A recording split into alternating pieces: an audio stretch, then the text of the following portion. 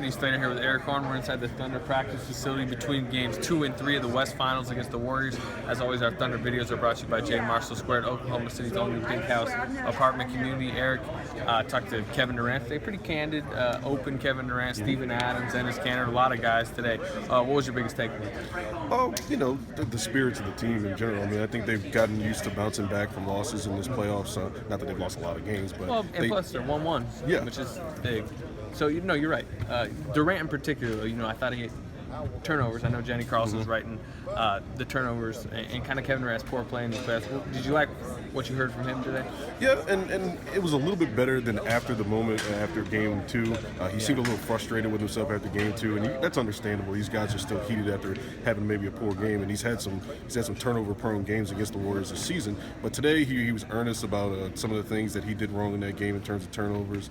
He talked a little bit about that exchange he had with Dion Waiters and said he called himself a jerk on that exchange where he actually made a jump shot and Dion missed him for an alley-oop or whatever. But it seemed like good spirits from them. Steven Adams was talking about some of his injuries, how he's banged up, but he's okay. He looked great. In practice. Yeah, that was probably one of the best signs today. We walk in and Steven Adams is out here just, doing Steven Adams stuff, running around, joking with Kanter, shooting jumpers. And you're writing about that, I believe, for tomorrow's Oklahoma. He has got beat up. He's playing major minutes in these playoffs. He really got beat up in game 2 with, a shot to the groin, Azili coming down on his back. But you got to like what you saw today, right? Yeah. He looked fine. He was mobile. He was doing all the things he normally does in practice. Billy Donovan said he hasn't held him out of anything. So, Steven Adams is on track for the rest of the series. He's a warhorse. Yeah, another note from today. Today's Enes Kanter's 24th birthday. We talked to him a little post-game. Post-practice, he said Josh Eustace, Cameron Payne, saying to him he wanted Cameron Payne to dance, but for maybe the first time in recorded history, Cameron Payne did not dance. But anyway, here's Enes and Steven and Durant after practice. Hey, Kevin, I know you're in the middle of a tough series, fighting every possession, every game. Can you stop and develop a sense of appreciation how big a deal it is to have such ball for you and Westbrook and Curry and all these historic players in the same series? You think about that. It's tough when you got to worry about playing, but when you sit back and you get some time, you just think about where you are. It's not even 1% of the world can say they played in this type of environment. So it's just a great opportunity for us. It's great for fans of basketball to be watching such great players on the court at once. Not just on our side, but over on the East as well. The league is in great hands right now with so many great players, so it was great to be a part of it. How much does it help you guys going forward into this game that you came back from that blowout against the Spurs and came back and won 4 out of 5? Does that experience help you going into this game? Yeah, it helps a little bit with our confidence, just knowing that we've been in this position before. It's not foreign land to us, just playing. But last series, we can't really worry about that too much. We got to focus on who we got in front of us right now. We know it's easier said than done. Just because we did it last time doesn't mean it's guaranteed to happen again. So we got to make it happen. I think today was a good step in the right direction. We had a good practice. Guys put in their work after practice. So we just got to trust in what we do and go out there and just play, have fun, and follow the game plan. Kevin, you said that after game 2 that it's difficult for you to get into space, so having to throw 2 or 3 guys at you. How do you combat that, and just what kind of adjustments can you make going into it? Well, me just move around a little bit more, trying to free up my teammates by my movement and just by my presence. I think, when I'm sitting at the perimeter, spaced out, they don't leave, so it's opening up lanes for, Steven to get dunks and Russ to get drives and Serge to get open shots. So sometimes I just got to be patient out there and wait for my shots to come to me instead of trying to force it in there sometimes. Just got to be stronger with the ball and stop making those one-hand passes after making it. Just get back to the fundamentals of, passing basketball. So, I figured it out. It's always been that way for me.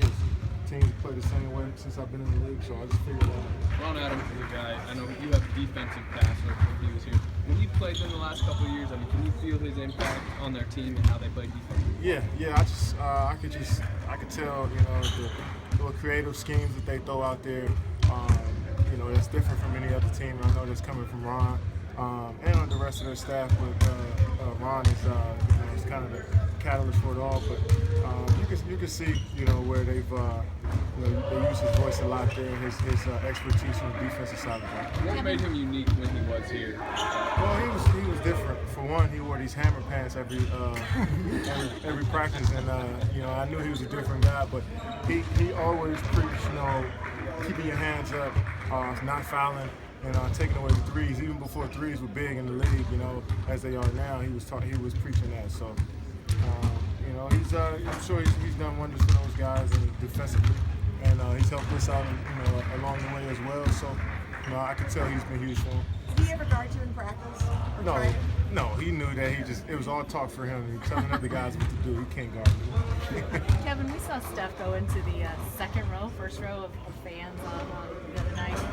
Obviously, you never want to have to dive into the crowd like that, but have you had a situation like that where you've ended up in fans? Do you hope that they grab you? Do they hope that they not grab you? No, I went over before, but it's kind of a weird thing because you don't want to fall on the fans, but you don't want to fall straight to the ground. You know, so you know, he did a good job protecting himself. I thought he had to jump over. I thought he could have just, you know, leaned into the fans in the front row, but. You know, it looks good when you jump over. I understand that. You got the airtime. Yeah. Kevin, Stevens had some physical games in the playoffs, particularly in Game 2. He took some shots. There was a moment where you came over and you kind of bent over with him with your hand on him. What did you feel of the stuff and the physicality in this series? I really don't think it was just like overly physical. He just got hit in the family jewels. You know? Anybody got hit there, it's going to look like you know, we've been battling all night. It's nothing different than when we played against the first two series, but he got hit in a sensitive spot last game, and you know, we were just making sure he was all right. But he's endured all the physical play throughout the whole season, so it's nothing new to him.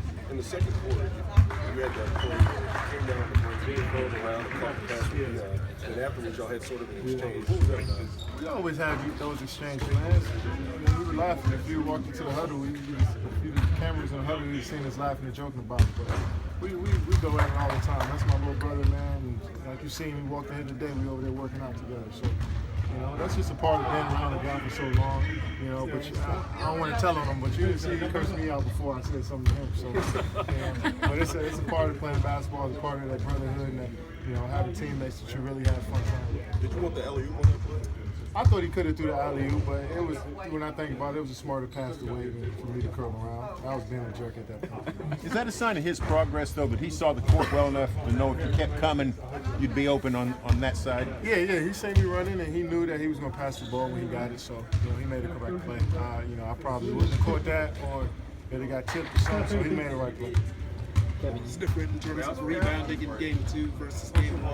What did the Warriors do to step up in that regard? I think they just got off the 50-50 throws on offensive glass, you know. You know, it kind of surprises when guys are running in there because we're so good in transition. I thought, you know, the team always yelling to get back, but they was in there, they was able to get their hands on some basketball, so you got to give them credit. There's on us now to make the adjustment and boxing guys out, putting bodies on them, and getting those rebounds, simple as that. So we can't have that next game. They do anything special for your birthday besides give you the banner? They sing for me. Cam and Josh did. Cameron did. The rest of the team make the young guys do it. Yeah, that was pretty cool. It was the first time. They were okay. I wanted to dance, but he didn't dance. I wanted Cam to dance, he didn't dance. It's alright. Cameron Payne didn't dance? Yeah, he didn't dance. I know. That's a first, right? Just what did you guys, in looking at film, kind of recognize you want to do differently or better in Game 3? I think the most important thing, we need to do a better job on transition defense. And, you know, they got 15 offensive rebounds on us. That's unacceptable. I think we need to, the third game, just need to go out there with a lot of physicality. Just put up a body on them because we got, you know, a lot of, you know, really good bigs. Just that they can punish them down there.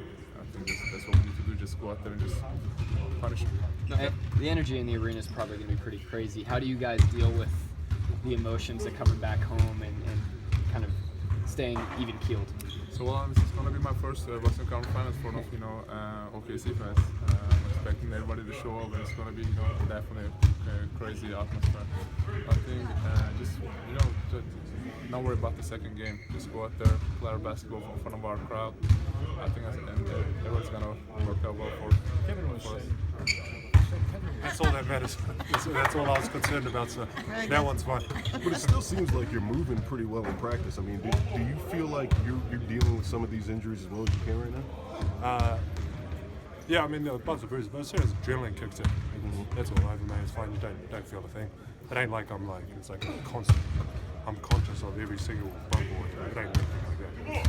Yeah, that'll be annoying if that's the case. You've missed a couple games because of a sore back before Ezeli landed on your back. Did that kind of retweak anything, or? No, unfortunately not. What was good is they've actually progressed from the weight room. They've actually made my core really, really strong. And what was good about that play is I collapsed straight out of it. I didn't try to push back. If that was the case, then it would have been totally different. So yeah, I got out of it quick, and it was just like a quick little spasm. Got rid of it, and good to go, mate. Is it more physical in the playoffs? Have you sensed that? Has it gotten as we've gone on? Yes, definitely has. Yeah, right from the start, Dallas was. They just wrapped up from then on, and then obviously Golden State are coming in, especially with their bigs. They're making a conscious effort now of really coming after us and bumping all our cutters and trying to get us out of rhythm. And doing a good job. Draymond talks a lot during the game. Does that get tiresome to be in the middle of all the time? No, it's again, I can't really hear him or anything. I hear that he talks a lot. I see him like on the bench, but like in the game, nah. It's quite hard because it's like, I don't know. I can't really understand if it's the accent or something. I don't know. It's weird. How His accent? Yeah. Is it? I don't know. No, because the pronunciation is a lot different, right? It's more like you know what I mean? So, I don't know. I don't really understand him most of the time. Sounds a lot different. Yeah, it's different for what I normally hear about the team. Hey, Steve, we saw Steph go into the second row of fans last game. And Oh, yeah. I'm wondering, have you gone into fans like that at any point in your career so far? I was trying to remember. Have I jumped into Yeah, fans? no. You haven't? Okay. No, I was there was one time I was about to, Yeah. but it was like an old couple, and I was like, oh, no. So you actually were able to stop yourself? Yeah, if they were like 20, then I'd like fly in with knees and stuff, but nah, not that one. Is there any expectation of like, if I do go into the crowd, I hope they catch me, I hope they get away from me? Like, what's going through your mind if you end up? Just as if it's like, if there's any fragile humans around, babies, stuff, as long as they're out of the way and they're like adults who can take a blow and still live, then yeah, that's fine. You're 7 foot, like 255. Exactly. They might not. No, make they will. it. They will. Oh, that lady at what's his name? Mark Day. Oh, Mark yeah, Day's, the golfer's what's his wife. name? Yeah, the golfer's wife. Yeah. Oh, that's right. LeBron jumped into it. Yeah. Wife, And oh, he's that's- young, Saber, so yeah. I mean, you gotta be careful. I don't think age is a determinant factor. I don't know what happened to her. Is she okay? Did she Yeah, she's like, but Jason Day got a whole bunch of, or Duff. Was it? Jason Day. Jason Day. Jason Day, yeah. Why? Wasn't So Duff. don't jump I into know. somebody's He didn't Well, help what is he him. meant to do? Let me didn't just save him. bang LeBron. There you go. Yeah. You just stop your one hand there, mate. What are you meant to do? That'd be like trying to stop you, though. Yeah, exactly. You can't do nothing. Oh, if it's your girlfriend, then I don't know. You have the mom reflex where you put your arm out, but like I don't think that helps. I wouldn't. I was like, yeah. Don't touch me. So you'd get out of the way. No, I'll get out of the way. Yeah, damn, John, I ain't trying to catch that one. That'll hurt. Defensively, are they more creative than other teams in schemes and different things they try? Yes. They have different players. They have players that could guard pretty much 1 through 5, and their team is comfortable with that. They're forcing they're trying to force different things, and so they're really creative in that sense. They have the right weapons on their team, so yeah, they're doing a good job at that.